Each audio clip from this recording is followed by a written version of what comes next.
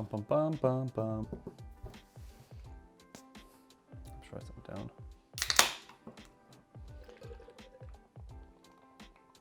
I'm actually going to drink this one.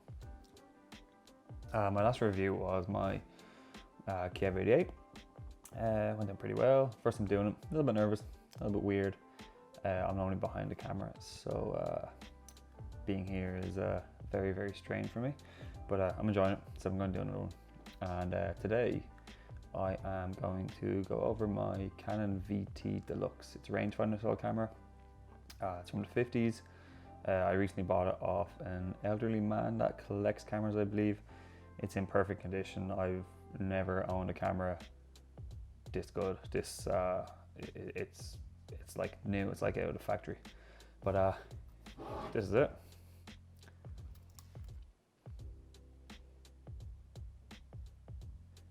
This is Canon VT DELUXE. Where to start? It's a rangefinder. It was made by Canon in the 50s to compete with Leica.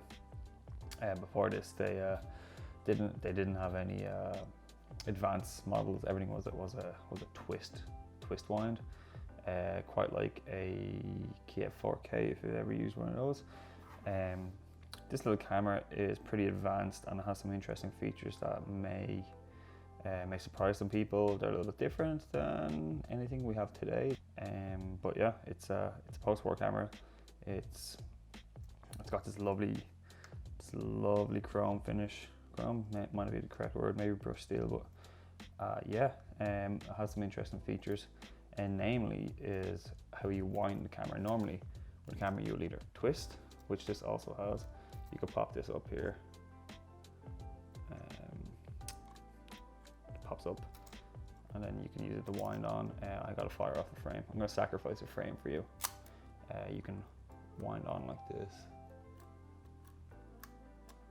which is quite slow. And you just pop this back down, and there's like a little button here. Boop. So you got that. I'm gonna have to sacrifice another frame. The rangefinder is really clear, but yeah, talking about this bad boy. This right here is a little trigger winder. If you've ever shot a rifle, it feels incredible, like cocking a rifle. Very strange to have on a camera. You can see it clearer there. Also, shout out to Peak Design for this strap. These straps, these things are incredible. I hate straps. These things save your life. Straps are the devil. I want them off my camera as soon as I'm finished. Back to the winder. It's great for when you need to wind fast. You just done. Did you hear that? That sounds incredible. I'm gonna waste another frame. Show you from above.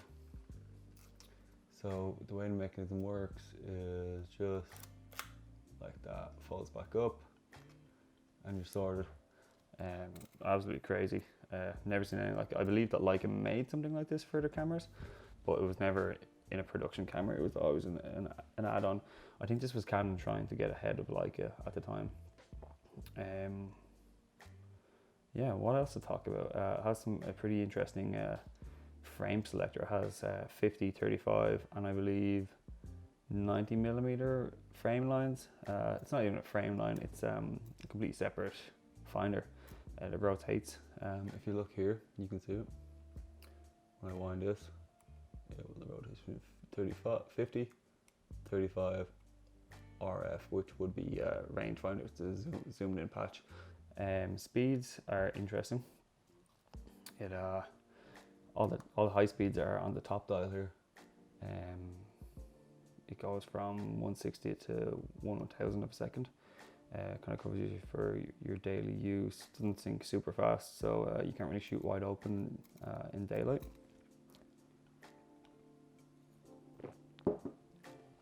But it gets interesting. You have to switch it to 1/30 of a second here to access your slow speeds. So you can see it there. I'll just swap it to 1/30 of a second. That lets you access your slow speeds here. Slow speeds are on a dial on the front here. You have all your slow speeds, so you can just rotate that. all these little quirky features. If you want to rewind, you pop this up, just pops out. I kind of greased it a little bit because it was too loose. It was kind of popping out every now and then. It takes it like a tread mount, so pop that off, keep it there. This is the 51.5.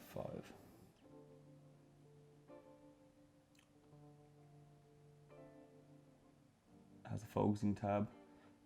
I modified it a little bit, and it was kind of annoying because it locks at infinity. As an infinity lock, I just added a little O-ring to it, so it comes out. It doesn't lock. It's reversible, won't affect it whatsoever. But yeah, treads back on. Titanium shutter curtain inside. Not sure if you can see that. But yeah, titanium. This one has a bit of a wrinkle. Can't take it off at the moment because I have a roll of film loaded in this. What do I like about this? I mean, this is my daily driver of a camera. I bring this with me everywhere. It fits in the pocket. It's fast, discreet. Images are great. The lens is super sharp. A bit soft at 1.5, but that's excusable considering the age. Rangefinder patch is pretty bright. It's kind of a circular orange patch. Yeah, circular orange. Focuses at 3.5 feet, which is, I believe, just around a meter. So not great for portraits, not great for getting close, but as a street camera, it's yeah, I love it. It's a tank, absolute tank. It's quite heavy. I had a few drinks one night. I was in Whelan's, and I don't know if you don't know about Whelan's. It's a music venue in Dublin, and I was shooting a gig there. My friend was really into them. I'd never heard them. Spies, I think they were called. It was their last gig. As I was shooting their gig, my camera got knocked out of my hand with this thing sticking out. Landed on the ground. I thought I fucked it. Took it home, took the base plate off, and I was able to successfully repair it. It was just a little bit bent. The only other rangefinders I've owned have been all Soviet rangefinders. This is a huge increase on quality.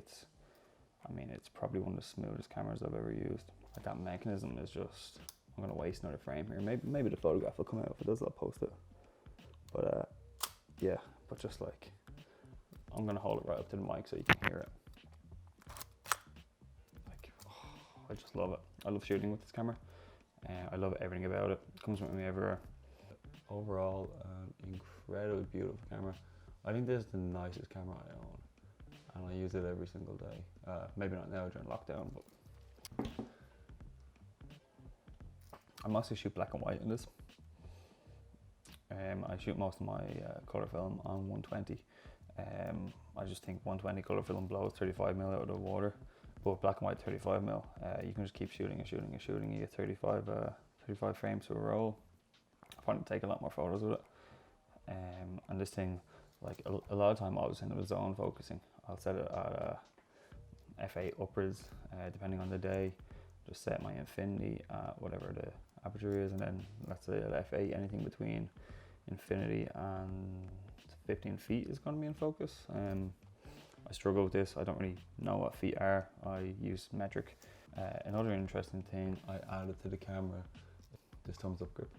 This just increases the usability of the camera so much. Without it, it's quite hard to grip the camera. I'm going to pop it out now so you can see. I actually haven't removed it since I put it on the camera.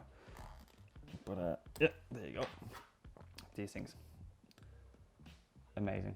Buy one. So yeah, this is a rangefinder.